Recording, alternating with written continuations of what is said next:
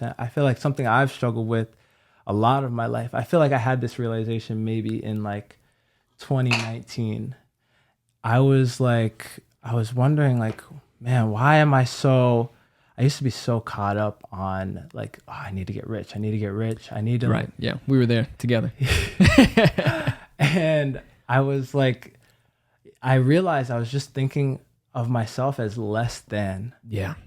Like I'm not good enough until I have, you know what I mean? Yeah. I was just trying to get so I could feel more of myself, like be more. But I started to realize, you know, hypothetically, and it's a lifelong practice, right? You have to practice it every day.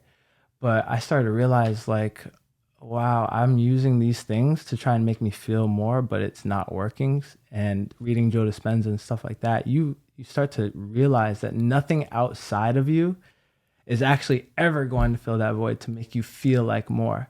Not as many girls as you get with, not the car that you drive, not as much money as you have, the house that you live in.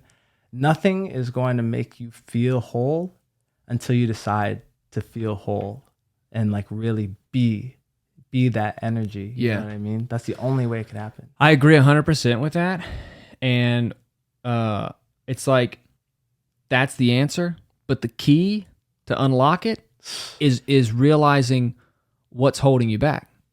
100%. You know, it's like you can agree with it 100% and be like, you know, that's right. I got to do that. Yeah. And then you're like, well, why am I not doing it? You know what I mean? That awareness is only the first step. Yeah. But like, it's a great step. It's a great step. It's one of the most important. Without the awareness, you can't change. Yeah, you're not going to seek anything out. Nope. But that MDMA session gives you those answers. Right. It's weird, man. I hate it because it always sounded woo woo to me. Yeah. You know what I mean?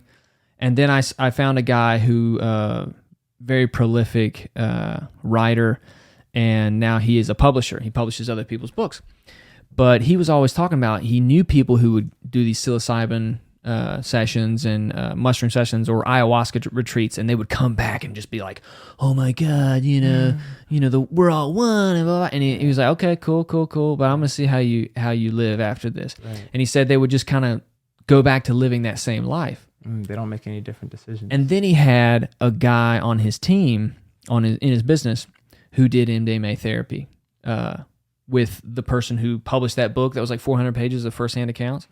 And he did the session with him, and he saw that guy actually change and like become more empathetic, and he just saw a kinder version of him kind of come out of that. Right. And it went on for a couple months, and he was like, okay, something was different about that. And he comes to find out like that's why the MDMA is so helpful for trauma. Is it finally allows you to be in that safe position to use all that wisdom you have. I see. So you feel like the MDMA is probably way more powerful than psilocybin. They're different. They're for different things. I see. So you can't really like say one's better than the other. Right, exactly. Okay. But his conclusion was like, you should always start with MDMA because that's going to allow you to finally address the issues that you have.